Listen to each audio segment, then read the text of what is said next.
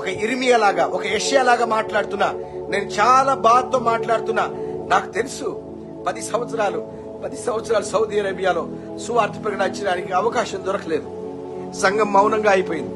నా ప్రభు, నా కోసం ప్రాణం పెట్టిన ప్రభుని సువార్త ప్రకటించడానికి ఆ దేశాలు అనుమతి ఇవ్వలేదు. ఆ బాధ నాకు తెలుసు, ఆ వేదన నాకు తెలుసు. నేను మిమ్మల్ని అవమానించాలని కాదు, మిమ్మల్ని వేధించాలని కాదు. నేను పడుతున్న వేదన నాకు తెలుసు. సౌదీ అరేబియాలో క్రైస్తవులు మీరు అడగండి, ఖతార్లో క్రైస్తవులు మీరు అడగండి, దుబాయ్లో క్రైస్తవులు మీరు అడగండి, కువైట్లో క్రైస్తవులు మీరు అడగండి. వారెవరు కూడా పబ్లిక్ గా సువార్త చెప్పడానికి వీల్లేదు ప్రియులారా. రేపు భారతదేశంలో ఒకవేళ క్రైస్తవ వ్యతిరేక ప్రభుత్వం వస్తే సంఘాన్ని నడిపించే అవకాశం దొరకదు. క్రీస్తు ప్రభు సువార్త ప్రకటించే అవకాశం దొరకదు. నేను చాలా బాధతో మాట్లాడుతున్నా, కన్నీటితో చెప్తున్నా, బాధతో చెప్తున్నా. పౌలు మాట్లాడినట్టుగా మాట్లాడుతున్నా. ఒక ఇర్మియా విలిపించినట్టు విలిపిస్తున్నా. ప్రియులారా, మీరు ఒక్కసారి అర్థం చేసుకోండి. నాకు రాష్ట్ర ప్రభుత్వాలతో పంచాయతీ లేదు. బట్ ఈ రాష్ట్ర ప్రభుత్వాలు ఖచ్చితంగా కేంద్ర ప్రభుత్వానికి ఓటేస్తుంది. ఆంధ్ర తెలంగాణ ఎంపీ సీట్స్ నిజంగా చాలా చాలా రిమార్కబుల్ ప్లేస్ ని వాళ్ళు ఆక్రమిస్తున్నాయి. I'm not talking about politics, I'm talking about gospel. నేను సువార్త కోసం మాట్లాడుతున్నా.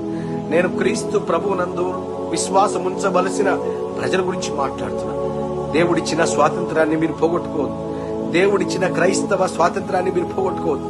500 కోసమో 5,000 కోసమో మీరు క్రైస్తవ వ్యతిరేకులకి మీరు ఓటేసినారంటే నిజంగా మిమ్మల్ని దేవుడు కూడా కాపాడు ప్రియులారా. ఇప్పుడు ఖచ్చితంగా ఓటేయాల్సిన అవసరం ఉంది.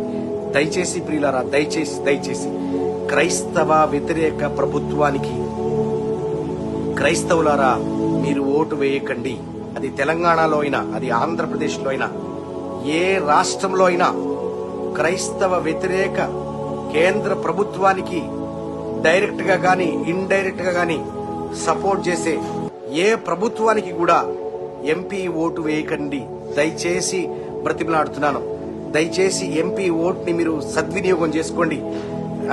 మీరు మిగతా ప్రభుత్వాలు క్రైస్తవులకు ఫేవర్ గా ఉంటాయో లేదో తెలియదు గాని క్రైస్తవులకు యాంటీగా ఉన్నామని నేరుగా చెబుతున్న ప్రభుత్వాలను మీరు గెలిపించే పని మీరు చేశారంటే మీరు దానికి తగిన మూల్యం చెల్లించుకుంటారు.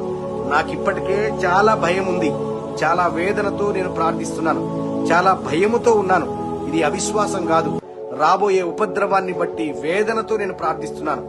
మీరు ఖచ్చితంగా క్రైస్తవ వ్యతిరేక ప్రభుత్వాన్ని గనక మీరు కేంద్ర ప్రభుత్వంలో రావడానికి నీ ఓటు కారణమైతే దేవుని ఉగ్రత నీ మీదకే వస్తుంది. దేవుని ఉగ్రత నీ వేలికే వస్తుంది.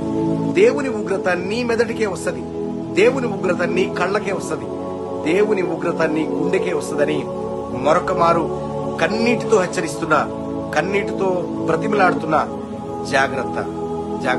నేను ఆ బాధను అనుభవించిన వ్యక్తిని కాబట్టి నేను ఇంత వేదనతో నేను మీతో మాట్లాడుతున్నాను. దేవుని నామానికి మహిమ కలుగును గాక. ప్రైజ్